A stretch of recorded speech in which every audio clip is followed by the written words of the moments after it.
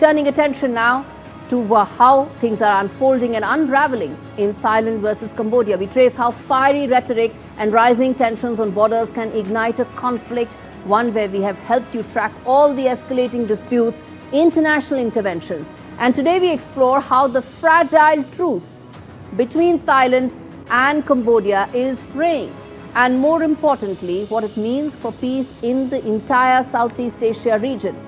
Donald Trump may have claimed that he got about peace in the region. That isn't the truth anymore, because Thailand has already said that they don't want to follow that peace pact anymore. We take you through the latest developments, the historical clashes, why these two countries are continuing to dispute that 800-kilometer long border, and more importantly, what's at stake for the region. But first up, let me walk you through this report that details the latest provocations and escalations that have led to a situation and a possible brink once again.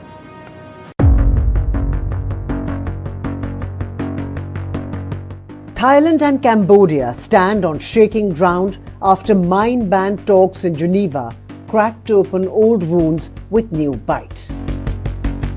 Both sides accuse the other of playing legal hardball, even as their fragile ceasefire creaks under pressure. The tension is rooted in July's firestorm. It was the worst violence in 10 years. It erupted near the Tha Mueang Thom temple complex, a sacred centuries-old site perched on the border, one like a stone witness to every feud. Within days, fighting spread to 12 locations. There were artillery, rockets, Thai airstrikes, and civilians running for their lives. At least 38 dead, 300,000 displaced.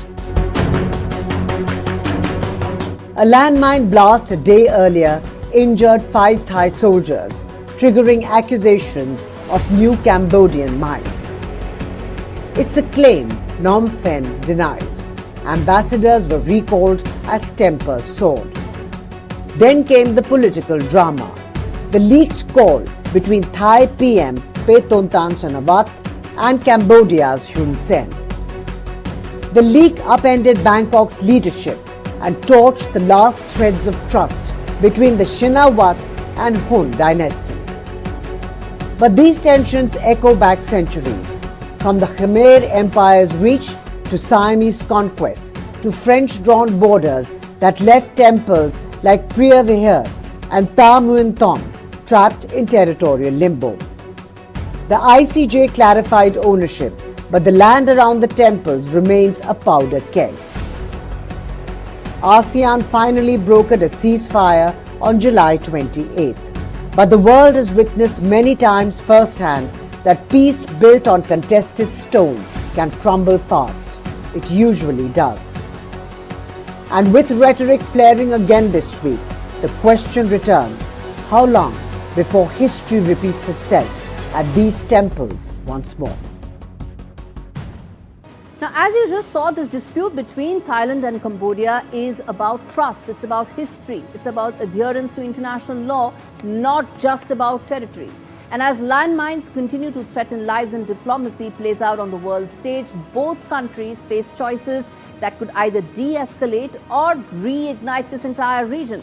Let's take a look at the historical contexts that have actually led to this situation and why this is not going to end anytime soon. First and foremost, this is something that goes way back to 1950s when both sides have actually saw the initial border disputes that started becoming important. You move to the 1980s where you see that there were periodic skirmishes that flared up, nothing that led to massive loss of lives, but nevertheless there were skirmishes on both sides. By 1999, some peace accords were being signed, but were they actually followed? Were they adhered? That's the question. Because this year, in July 2025, clashes erupted, which were probably the worst and the bloodiest that the two countries have seen in decades. Dozens were killed and thousands were actually displaced. Malaysia had mediated a ceasefire. Donald Trump took credit for it. He also got nominated for a peace prize. It almost seems like a tune that you sing every time that there is a peace project that is coming up. Donald Trump gets a Nobel Peace Prize recommendation. But guess what? That peace project has fallen apart. That agreement hardly stands true because by December 2025, those tensions have flared up once again.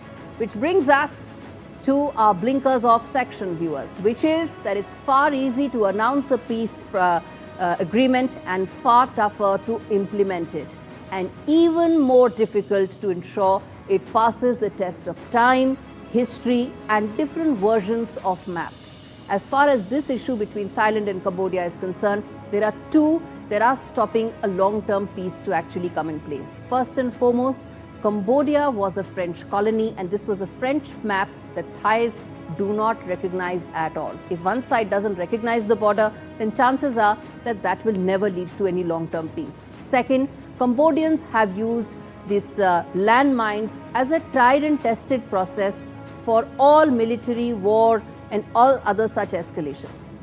Something that violates international law, but that hasn't stopped Cambodia either, which means both sides are willing to jettison international law at the first instance possible. Donald Trump needs to do better than just claim peace agreements for the sake of a Nobel Peace Prize.